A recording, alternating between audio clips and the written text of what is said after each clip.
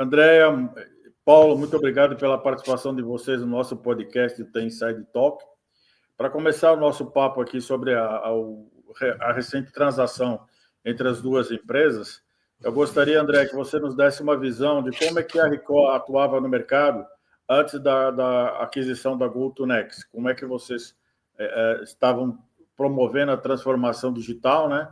Porque vocês passaram de uma fase de ser um fornecedor só de equipamento para ser um fornecedor de soluções, né? Isso. Claudinei, boa tarde, muito obrigada e obrigada aí pela pergunta. Sem dúvida nenhuma, quando a gente olha um pouquinho para trás, e eu falo antes mesmo da pandemia, a Ricoh já vinha muito nesse movimento, né, de ser esse integrador de serviços, né, orientado para o local de trabalho. Né? Sem dúvida nenhuma, como core business, a gente vem desse mundo de impressão, mas o nosso grande diferencial sempre foi a prestação de serviço, né? Como é que eu impacto aquele cliente lá na ponta.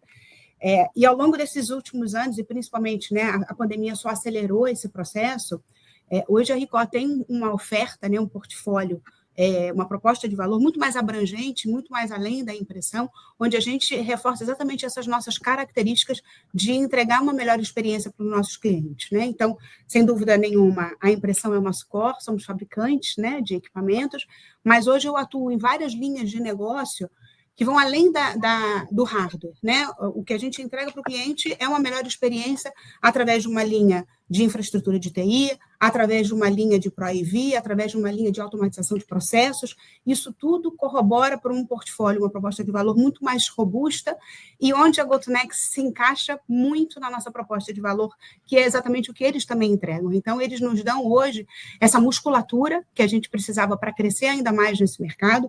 A gente tem um plano muito arrojado para os próximos anos, a empresa vai dobrar de tamanho dentro da sua estratégia nos próximos 4 anos, e a GoToNext vem acelerar esse processo, né? Vem dar esse músculo que a Ricoh precisa para a gente levar para esses clientes muito mais, né, uma qualidade, né, que é o serviço hoje que a GoToNext entrega, dando para a gente esse caminho, né, e ajudando a gente a acelerar e encurtar, né, essa jornada.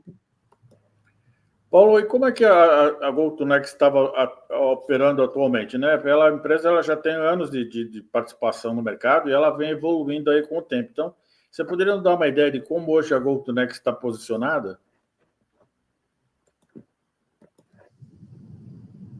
Você está no mudo, Paulo.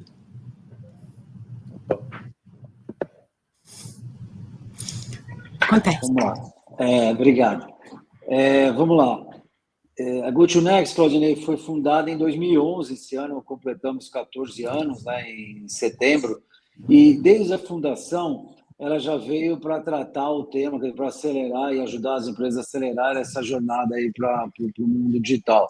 Primeiro com foco em cloud, depois, a partir de 2014, 2015, a gente já vinha num DNA, né? Não sei se você se recorda lá da Connect, que era um DNA de rede, telecom, era uma empresa de infraestrutura. Aí entramos no mundo de cloud e de lá a gente começou a trabalhar muito, depois de alguns projetos fechados com essas empresas big techs americanas, de o que a gente chama de user experience, né? Ou seja, criação de ambientes onde a melhor experiência aumenta a eficiência, tanto do lado dos colaboradores quanto do lado do negócio final do cliente. Então, a gente vinha crescendo muito, né? Vinha crescendo mais de 2 dígitos por ano, e de uma forma bastante concreta, porque os clientes, a nossa relação com os clientes é sempre uma relação de muito longo prazo. Então, a gente já começava o trabalho na infraestrutura física mesmo, de rede, e levava para o que a gente chama de intelligent workplace. São os ambientes de trabalho, salas de reuniões, auditório, boulevard, enfim, com inteligência ferramental de colaboração. E aí entra áudio, vídeo, videoconferência, enfim. Então, a gente vinha crescendo e alguns dos nossos clientes já nos pediam para que a gente pudesse atender em outros países, especialmente na América Latina, e os projetos começaram a crescer. Então, a gente precisava também de um empowerment financeiro, quer dizer, juntando estudo, escalabilidade, empowerment financeiro e tudo mais, a gente teve algumas conversas e a sinergia aí com a Ricoh foi o que fez com que a gente fizesse essa, quer dizer, a Ricoh fizesse essa aquisição para criar aí uma nova área, né, e ajudar a Record e crescer junto com a Record nesse negócio de transformação digital. E, Andréa, como é que a soma das duas empresas vão entregar aqui novas soluções para os seus clientes? Como é que as organizações vão se beneficiar dessa aquisição? Então, na verdade, a gente, né, com a aquisição da GoToNext, fortalece uma nova oferta que a gente tem hoje no mercado, além, né, daquilo que eu já vinha falado, ou seja, a gente hoje, além de tudo que é o core de impressão, né, através de um serviço, a gente tem toda uma oferta de infraestrutura, né, para os nossos clientes, uma oferta de Pro-EV, das salas, né, colaborativas, híbridas, que a gente entrega para os nossos clientes, e toda a parte de automatização de processo. Então, a gente tem uma nova linha de negócios chamada Electronic Security, né, segurança eletrônica hoje, que a gente passa a oferecer, e a GoToNext vai ser esse nosso braço para essa oferta, né, dentro dos nossos clientes. Eu acho que é sempre importante destacar, né, a Record, seja no Brasil, né, e seja aí no mundo, a gente tem uma quantidade grande de clientes e para o qual a gente consegue fazer, né, o que a gente chama de uma expansão da nossa oferta dentro, inclusive, da nossa própria base. Né, uma base de clientes hoje sob contratos que a gente já trabalha e a gente poder levar a eles, né, uma oferta muito mais abrangente com a mesma empresa, entregando o serviço que ele busca através de um único fornecedor. Então, sem dúvida, isso fortalece ainda mais a nossa proposta, a gente leva mais uma linha de negócios para os nossos clientes e a gente está aí bastante feliz e motivado com tudo que tem pela frente, né? Paulo, qual a sua visão dessa nova proposta de negócio aí, né? Com a sua experiência já de anos também aqui no mercado brasileiro? Eu acho que a proposta, ela cabe como uma luva, Claudinei, para o mercado brasileiro, porque o primeiro que o mercado hoje ele já não busca mais soluções de rede ou soluções de colaboração, ele não busca mais pilares de tecnologia, ele busca soluções que aumentem a eficiência do negócio e que quem implementa essa solução tenha a capacidade e competência de colocar esse ambiente disponível. Acho que esse é a grande chamada aí das empresas média, grande e grande aqui do Brasil. Então, juntos, eu acho que a gente leva um conjunto de capacidades e cases de sucesso que a gente já implementou, né, e aumenta a nossa abrangência, né? Eu acho que o Brasil tem um espaço enorme e tem que ter uma representatividade importante aí no mercado latino-americano, especialmente aqui para a Record. A gente tem um foco importante aqui no mercado brasileiro. André, a Record tem uma tradição muito forte na área de serviço gerenciado de impressão, né? Como é que vai ficar agora também esse mercado? Como é que os clientes que atuam nessa área podem contar agora com essa nova adição de proposta de serviços que a Record tem com essa aquisição da GoToNext? Eu acho que para o cliente é maravilhoso, né? Porque hoje, quando a gente olha, né, para o que a gente sempre entregou, quando a gente fala de impressão, não deixa de ser um DIY, né? Ou seja, que seja um device, um hardware como um serviço, e a gente quer poder entregar tudo como um serviço, e esse é o nosso grande diferencial a nível Brasil, a nível América Latina, né? Ou seja, a capacidade que a gente tem hoje de técnicos de campo para poder entregar isso é o que o cliente está buscando, porque muitas vezes o que acontecia era ele tinha que comprar isso e muitas vezes ele não sabia nem quem ia implementar essa solução, quem vai entregar, quem vai dar continuidade, ou seja, uma solução que ele compra hoje, ele implementa, mas daqui a 12 meses dá problema, quem ele chama, né? Porque a pessoa veio só para instalar. Então, eu acho que a nossa proposta de valor tem tudo a ver com essa demanda hoje no mercado. O mercado está buscando esse serviço exatamente porque ele não quer ter essa preocupação. Quando a gente, por exemplo, fala dessas salas de reunião, e isso, assim, intensificou muito nesse modelo híbrido que o mercado vem trabalhando, né, de você ter um grupo de funcionários em casa ou, né, fora do ambiente dele de trabalho, outros no escritório ou no seu local de trabalho, a gente tem que propiciar essa interação de uma forma igual para todo mundo, que todos estejam, né, bem dentro daquele ambiente. E cada vez mais essas salas vêm ganhando quantidades. Então, a gente tem instalado, por exemplo, em algumas empresas, 50, 60, 70, até mais de 100 salas. E como é que o cliente faz essa gestão? Né? Como é que ele faz esse controle? Então, isso ele não tinha. Então, através da nossa proposta de valor, eu consigo entregar isso para ele com qualidade, efetivamente com SLA, com um apoio dedicado, né, para que ele tenha essas salas sempre operando. E eu acho que esse é o grande diferencial, que essa junção, né, torna a gente ainda mais potente e acelera e encurta caminhos, né? E essa ampliação, né, dessa oferta de serviços gerenciados, tem como objetivo o que para o cliente, né? O que o cliente vai ter de benefício? Por exemplo, ele vai conseguir aumento da produtividade dos colaboradores, né? Você pode explicar um pouco como é que vai ser melhor essa abordagem? Com certeza. Na verdade, você imagina, por exemplo, você vai entrar numa sala de reunião, para uma reunião, né, lá com o seu cliente, com, né, o seu time, e ela não está funcionando. Né? Então, você já perde um tempo precioso, né, teu e da tua equipe. Você tem que chamar uma área de TI, muitas vezes, que não tem nenhuma expertise para ver isso, né? Tira ele do trabalho, né, regular para ele cuidar, para ver se o Teams está funcionando, se o Skype funciona, enfim, a tecnologia que seja. E o que a gente oferece é exatamente isso. Eu tenho serviços remotos que eu posso efetivamente estar dando para ele e garantindo que essa sala esteja funcionando quando ele entre, gestões, né, que eu consigo fazer presenciais com pessoas indo lá e garantindo a operatividade dessas salas, ou seja, isso é perda de tempo para o cliente. Ele quer efetivamente ter uma melhor experiência. O que a gente quer entregar para isso é mais produtividade, né, melhoria e, obviamente, uma melhor experiência para os seus colaboradores, que hoje é super necessário, todos requerem isso, né? Paulo, não sei se você quer complementar também, eu acho que é importante. Eu acho legal. O que eu acho de interessante, a Andrea falou um pouco do lado colaboração interna, mas tem todo um lado, o Claudinei, tem os bancos ali da Faria Lima, 90% do negócio desses bancos acontece, então tem prédios ali na Faria Lima, tem bancos na Faria Lima, tem 70, 80 salas de reuniões, que eu vou, às vezes a gente visita, são inclusive clientes, eles dizem, olha, o nosso core business está dentro da sala de reuniões, porque é ali que ele fecha o negócio, é ali que ele chama o especialista do investimento A, do investimento B, quando o cliente chega, a sala já está toda num cenário montado em termos de iluminação, áudio, vídeo, então ele consegue compartilhar, convidar pessoas externas a participar e fechar negócio.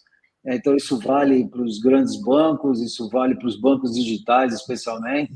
E tem banco ali na Faria Lima que, quando você entra como prospect, né, ele já consegue analisar perfil e até todo o digital signage que está espalhado pelo ambiente, que você está vendo aquelas informações pipocando na frente, ela já é direcionada, né, para o teu perfil mais conservador, mais arrojado. Então, o core business de muitos dos nossos clientes ele está associado a esse ambiente inteligente com colaboração. Então, isso passa a ser infraestrutura. Imagina uma empresa que provê, né, desde printing services, network services, user experience, tudo isso empacotado, né, one-stop shop, né, e ainda num modelo gerenciado. Tem um diferencial importante. Perfeito. Paulo, bom, agora você é o novo vice-presidente de Business Transformation da Recall Latam, né? Qual que vai ser o seu papel na organização? Qual vai ser o norte aí da sua atuação no mercado? A ideia inicial, Claudinei, é que a gente faça um leverage, né, que a gente escale essas capacidades que a gente tem aqui na Recall do Brasil junto com a GoToNext, mais outras aquisições que já aconteceram, como a Videocorp lá no Chile e outras que possam acontecer, mas que a gente faça aí a disseminação dessa cultura e dessas capacidades pelas outras ópicos da Recall. A Recall está na América Latina em todos os países, mas tem 13 grandes operações, não é isso, André? André tem esses números mais precisos aí. Assim, é isso aí. 12 operações, mais a Videocorp, né, na América Latina. Se eu fosse um cliente da Recall, né, que oferta vocês entregariam para mim? Para o nosso leitor conhecer um pouco melhor como é que vai ser, vamos dizer, essa nova Recall, qual que vai ser a proposta e a estratégia de vocês para os negócios? E, inclusive, você falou para os vários países, como é que vai ser aí também o delivery aí para os vários países dessa nova Recall?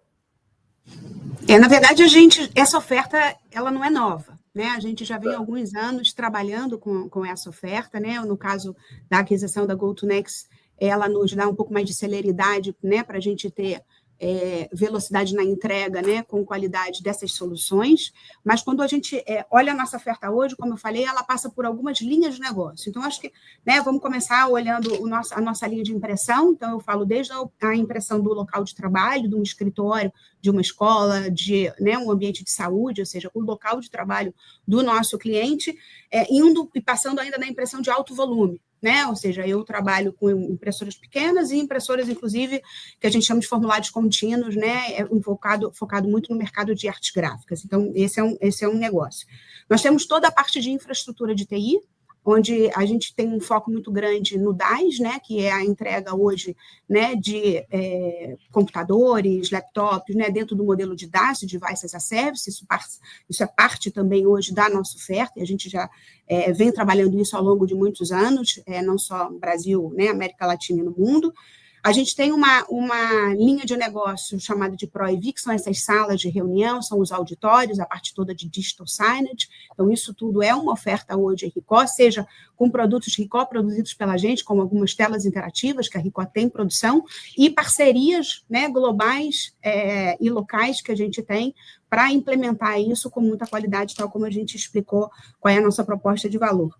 E um outro pilar que a gente tem é toda a parte de automatização de processo. Então, a Ricoh, ao longo dos últimos anos, também adquiriu empresas de software, empresas como a Dockware, que é uma empresa alemã, a Axonive, a Inkinton, e para a gente é como se fosse quase uma continuidade do nosso modelo de MPS, que é o nosso Managed Print Service, né, um modelo de impressão. A gente sabe que hoje, para a gente, o importante é o documento, não importa se ele está impresso, se ele está digitalizado, o que a gente quer é melhorar essa automatização, a experiência do nossos clientes, dos nossos usuários dentro desse processo e ajudá-lo nessa transição e nessa aceleração digital e adoção digital, que é super importante. E essa linha nova, né, que é Electronic Security, que é a parte toda de segurança desse local de trabalho. Então, a nossa linha ela é bastante ampla, né? Obviamente que ela nasce ali na impressão, porém, hoje eu posso abrir dentro do meu cliente qualquer uma dessas portas, né? Então, eu posso entrar num cliente hoje pela automatização de processos,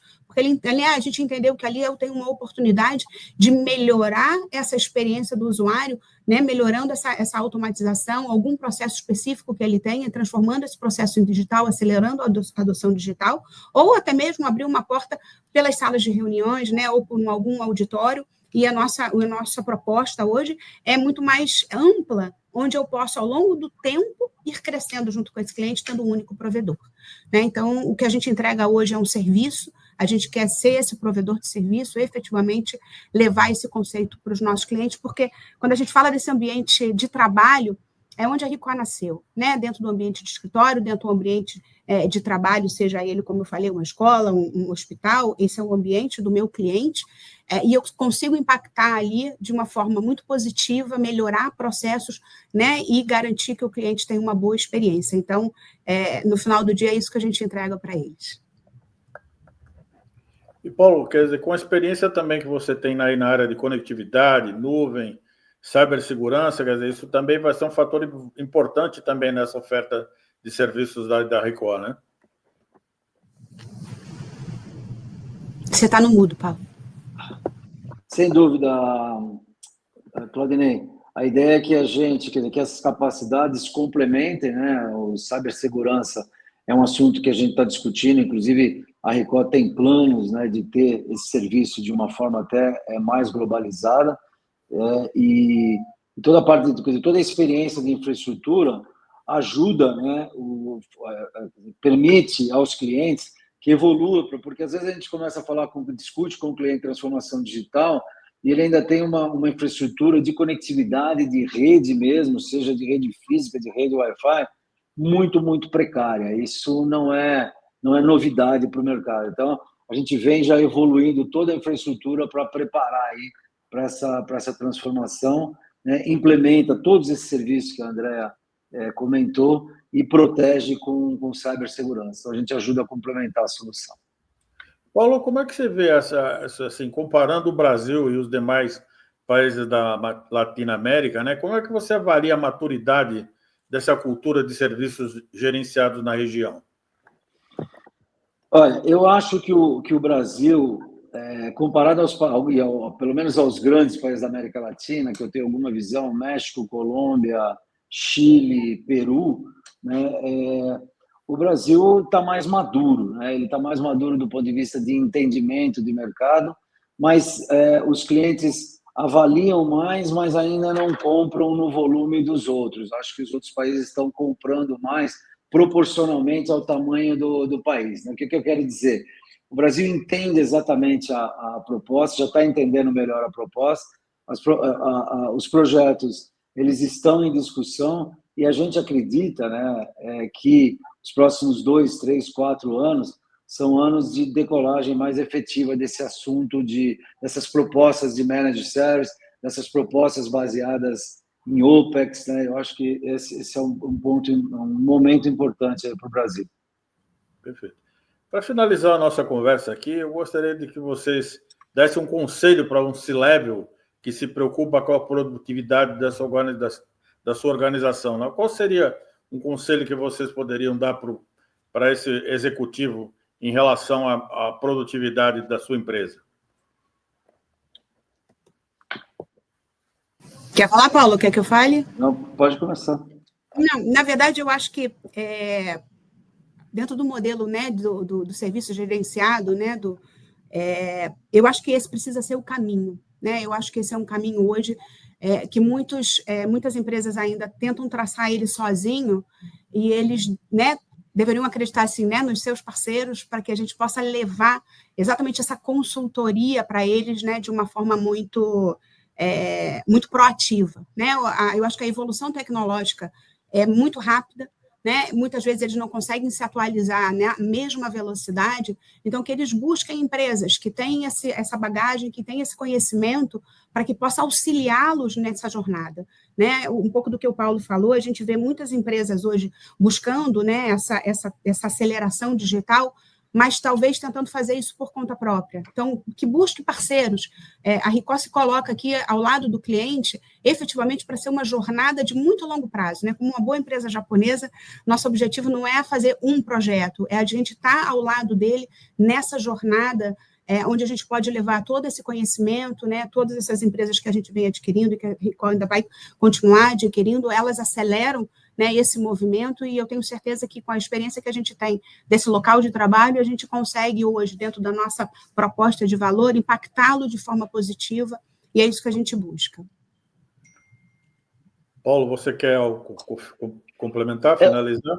Só finalizar, de um ponto de vista mais técnico, né, para o C-Level, eu acho que a grande atenção dele, óbvio que todos eles estão muito preocupados com a transformação digital, né, e muito preocupados com a inteligência artificial, mas em paralelo, eu acho que se eu tivesse que pedir para ele olhar para algum ambiente, eu olharia o ambiente de colaboração, quer dizer, na colaboração que ele vai aumentar a eficiência interna e é na colaboração que ele consegue aumentar, né, o volume de negócios dele e ele consegue fidelizar melhor o cliente final dele, portanto, melhorar o resultado, que é o objetivo principal do C-Level.